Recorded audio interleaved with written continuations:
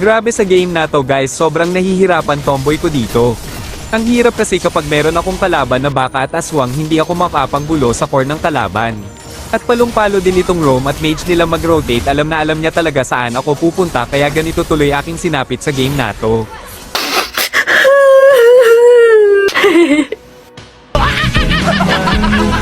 At sa mga hindi nakakaalam guys, ang content or ang goal natin ngayong season ay magpapa-top Philippines kay Hilde sana kakayanin. At pang-sampung araw na nga pala natin ngayon sa pagpapa-top Philippines kay Tomboy guys. So ayun guys, balik muna tayo sa laro. At dito grabe standing ko dito guys, 1-6 ba naman anlala talaga. At sa part na to nakita ko karina nila kaya pinuntahan ko kaso naka-respo na naman baka nila bulagtan na naman ako. At sa part na to mabuti na lang napites sa Minzy yung kimi nila kaya nakabawi kami kunti. At sa part na to hook sana yung baka kaso hindi ba naman napites at tinamaan pa ako sa pana ni Aswang at naka-ultimate yung nakayubas tuloy kami sa Karina.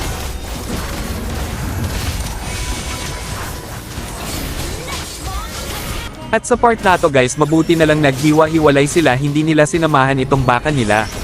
At saktong napitis yung Aswang at Karina tapos pumasok itong baka nila at nag-ultimate kaso walang naka-follow up, bulagta tuloy si baka. At naka-respo pa yung kimi nila, bulagta tuloy kami ni Aaman.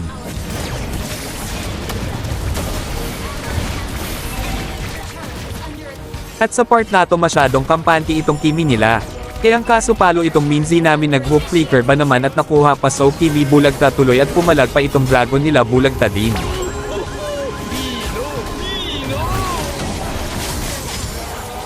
At dito kahit tatlo na lang sila kaso pumalag pa sila at nag-ulti na yung kaya itong Karina nila target ko para hindi maka-free hit at naiwan yung baka nila, panigurado ulam na yon sa mga kakampi ko. At itong Aswang nila gusto pa tumakas iyang kaso malakas tumakbo itong Tomboy ko, wala talaga siyang magawa kaya ayun na mayapa.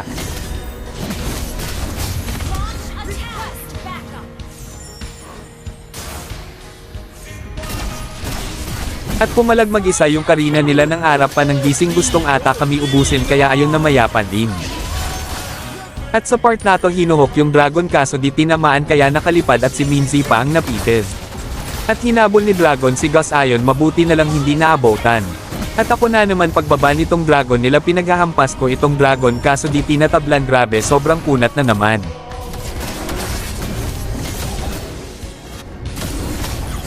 At ayun naabotan kami sa baka at ni Kimi bulagta tuloy kaming dalawa ni Aaman.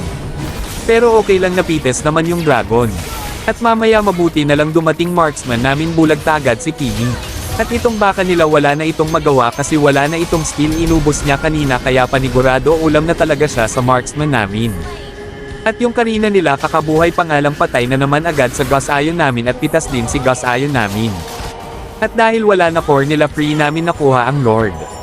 At dito may Lord na kami kaso napitis agad yung Aswang nila, may abang-abang pa kasi sa Aaman namin at 4 na lang natira sa kalaban.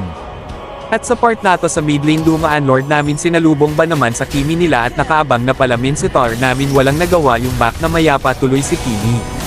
At dahil 3 na lang natira sa kalaban tapos itong dragon nila sinubukan pa mag-buy time, hindi ako nagpadala, rekta ako sa mid lane kasi nag-segue yung core namin. At pagdating ko doon sa base nila hindi nagdalawang isip yung baka nila na altihan ako para lang mapitis. At dahil wala na skill core at roam nila matek, binigyan na agad sa Aaman namin si Karina at yung baka na lang nila ang natira. Kaya yun tapos ang laban guys, grabe sobrang hirap na comeback pa.